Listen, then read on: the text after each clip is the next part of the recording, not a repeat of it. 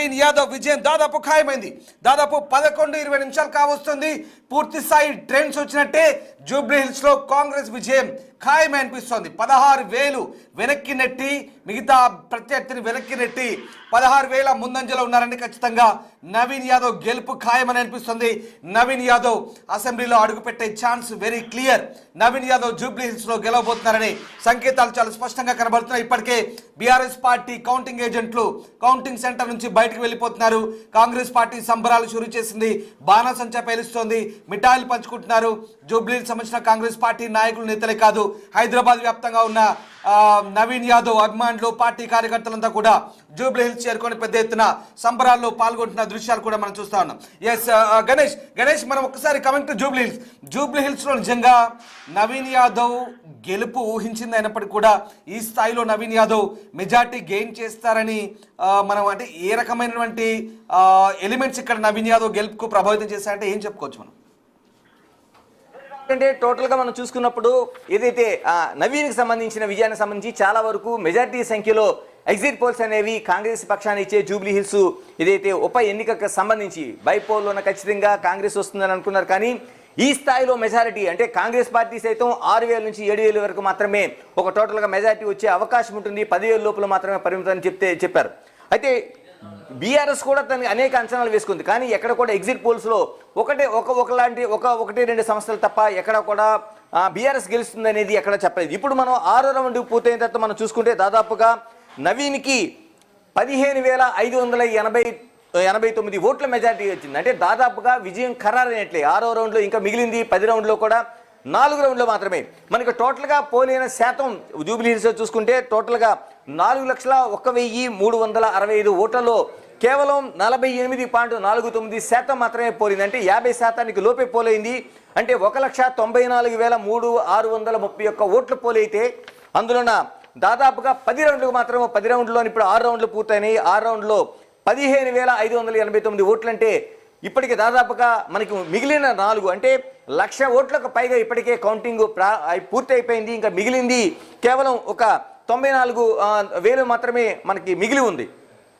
ఇందులోనే దాదాపుగా 15,000కు పైగా 15,000 అంటే 16,000 దగ్గర 15,589 ఓట్ల మెజార్టీ నవీన్ సాధించారంటే ఇంకా విజయాన్ని ఖరారుగానే చెప్పాలి. ఏదైతే బీఆర్ఎస్ ముందు నుంచి కూడా అంటే 1-2 రోజుల్లోనే ఆ పోలింగ్కి సంబంధించి వాళ్ళ కౌంట్ డౌన్ స్టార్ట్ అయినట్టుగా ఉంది. వాళ్ళ ఓటమిని అంగీకరించినట్టుగా అనేక రూపాయలు మనకు కనిపించింది. సునీత ఆ రోజు చేసిన ఈ నిరసనలు కావచ్చు, తన ఆరోపణలు కావచ్చు, ఇవన్నీ చూసిన తర్వాత ఎక్కడో పోల్ మేనేజ్మెంట్లో కావచ్చు, లేకపోతే పోల్ జరుగుతున్న తీరులో కావచ్చు ఆ పార్టీకి పూర్తిగా ముందుగానే ఒక ఇండికేషన్ ఉందనేది మనకి స్పష్టంగా కనిపించింది. ఇందులోనే సునీత ఆ రోజు పోలింగ్ జరుగుతున్న సమయంలో జరిగిన ఏదైతే ఒక హైడ్రామా ఉందో ఇదంతా చూసిన తర్వాత ఖచ్చితంగా బీఆర్ఎస్ ఓటమి ఖాయం అనేది అనేక విశ్లేషణలు వ్యక్తమయ్యాయి. ఇప్పుడు అదే మనకి ఈ ఎన్నికల్లో మనకు సంబంధించిన ఈ రోజు కౌంటింగ్ దాంట్లో మనకి ఉదయం నుంచి కూడా ప్రతి రౌండ్ ఇప్పుడు 6వ రౌండ్ పూర్తయినా 1, 2, 3, 4, 5 6వ రౌండ్ వరకు ఎక్కడా కూడా తగ్గే లేదంటూ నవీన్ తన ఆధిపత్యాన్ని కొనసాగిస్తూ వచ్చారు.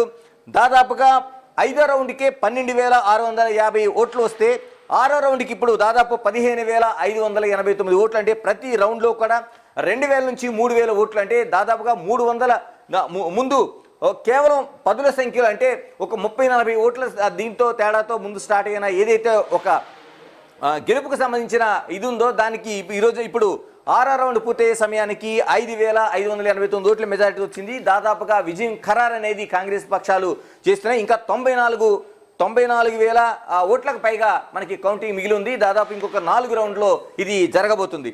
ఈ 4 రౌండ్లో జరగబోతున్నట్టు ఇంకెంత మెజారిటీ రాబోతుంది అంటే దాదాపుగా 20,000కు పైగా అంటే 25,000కు పైగా మెజార్టీ వచ్చే అవకాశం ఉందనేది ఒక అంచనా అయితే ఇప్పుడు రాజకీయ విశ్లేషకులు అంచనా వేస్తున్నారు. కాంగ్రెస్ పార్టీ ఇప్పుడే సంబరాల్లో మునిగింది. కాంగ్రెస్ పార్టీకి సంబంధించిన ఇదంటే రేవంత్ దీన్ని ఒక ఛాలెంజింగ్గా తీసుకున్నారు ముఖ్యమంత్రిగా.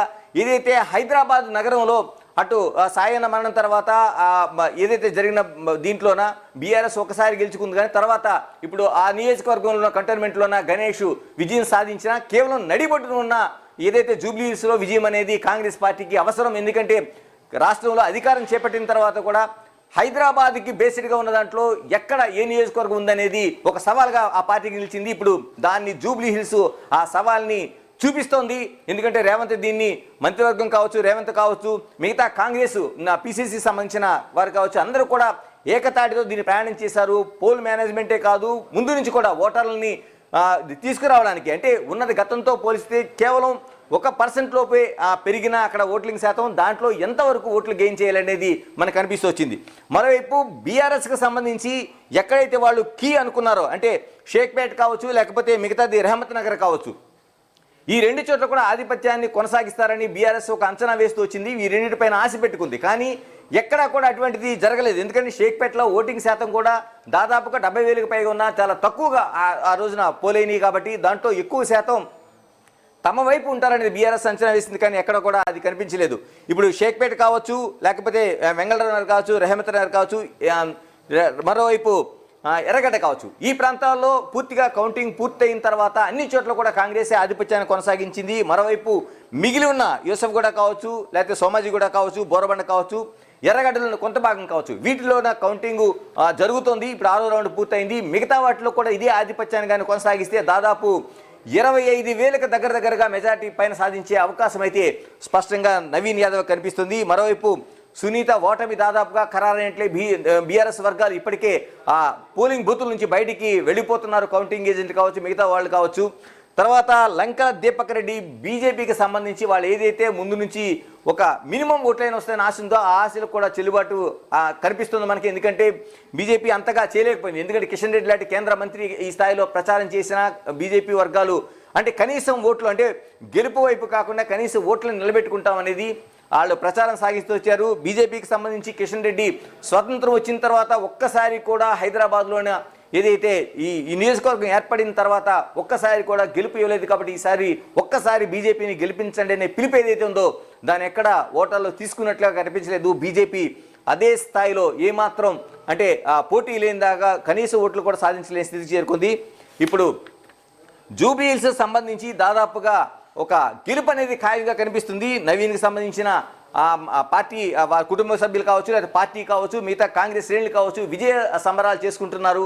దాదాపుగా 15,000కి పైగా 15,000 జూబ్లీ హిల్స్ సంబంధించి మనం గమనిస్తే కనుక ఖచ్చితంగా గెలుపు ఖాయమనే సంకేతాలు చాలా స్పష్టంగా కనిపిస్తున్నాయి.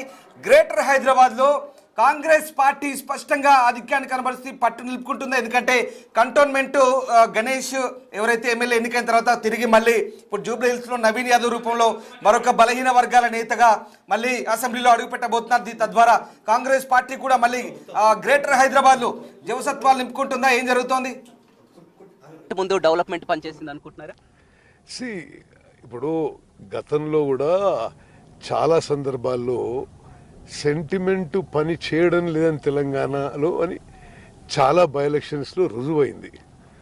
సరే అయినా సరే వాళ్ళు ఆ సెంటిమెంట్ అస్త్రంతో ముందుకొచ్చారు. మేమేమో మా ప్రభుత్వం చేపట్టిన సంక్షేమ పథకాలు, అదేవిధంగా ఇప్పటివరకు చేసిన అభివృద్ధి కార్యక్రమాలు, ఈ 3 ఏళ్లలో చేయబోయే అభివృద్ధి కార్యక్రమాలు అనే విషయం కూడా మేము ప్రస్తావించాము. ఇప్పుడు మహిళలకి బస్సుల్లో ఉచిత ప్రయాణం కానీ, 200 యూనిట్ల వరకు ఫ్రీ కరెంట్ కానీ, లేకపోతే నా మినిస్ట్రీలో ఉన్న సన్న బియ్యం కానీ, కొత్త రేషన్